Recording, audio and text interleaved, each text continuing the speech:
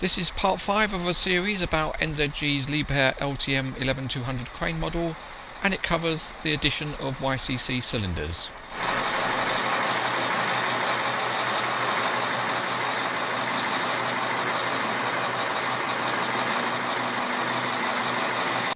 One of the few areas of weaknesses in NZG's model of the 11200 is the use of plastic cylinder jackets on the main hydraulic rams for the boom and also the lattice mast.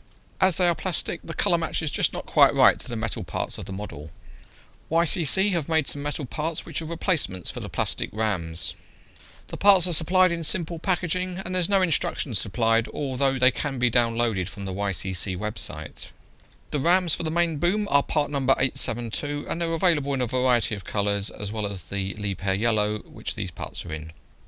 In addition to the two rams, the kit includes a spanner for tightening the rams, a cross member and some rubber hydraulic hosing. The rams for the lattice mast are part number 873 and again they're available in a variety of colours.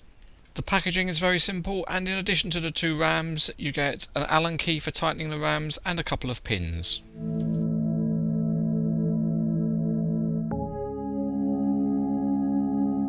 Replacing the main boom rams is fairly easy and straightforward to do.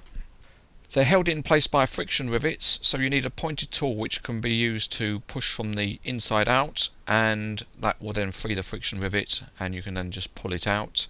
And when you've got both of them removed, then the rams just lift off.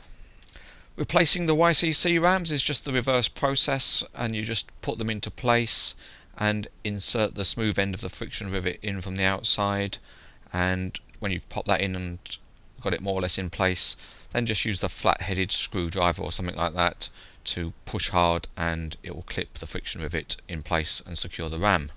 To improve the detailing in this area, YCC provides some rubber hydraulic hoses, and you can just fit those into tiny holes that are in the rams, or just use a tiny amount of paper glue or something like that to secure them in place, because it's very fiddly to actually get them in the holes.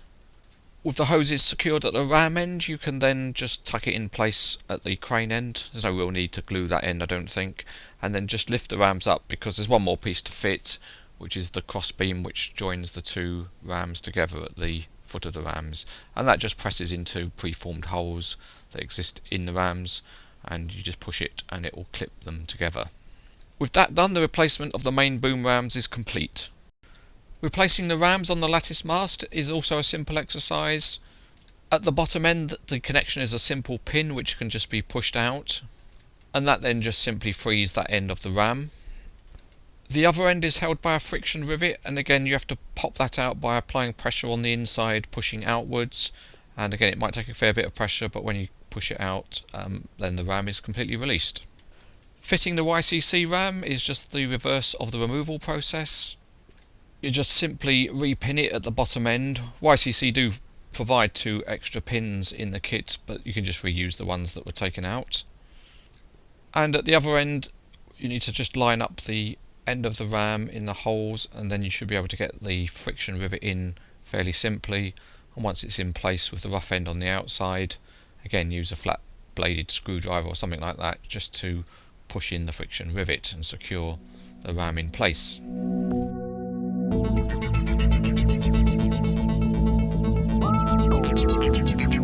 The main boom rams are much more detailed than the plastic ones they replace.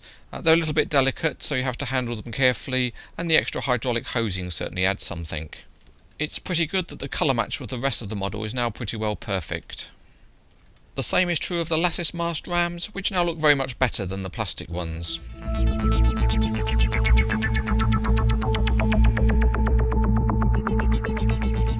The main boom rams are precision metal parts, and you can see that they raise and lower almost with no effort at all before they're tightened up.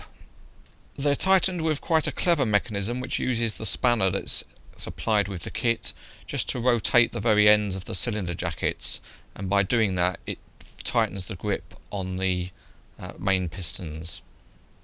Unfortunately, the metal spanner does tend to chip the paint off a little, and you have to be very sure that you've got the grip on tight enough, particularly if you're going to put the big fly jib on the end of the boom. The rams on the lattice mast work in a perfectly smooth way before they're tightened up, and the way you secure the rams is a little bit different from the way it's done on the main booms. A very small Allen key is provided, and there are little Allen key screws in the top of the cylinders, and you can just directly tighten those up so that they grip the pistons.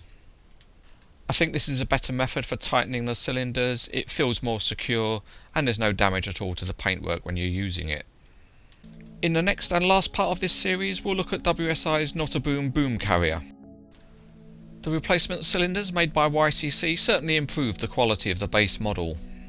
They look much better, but they need to be handled and operated carefully. But if you want the 11200 to look its best, they're highly recommended.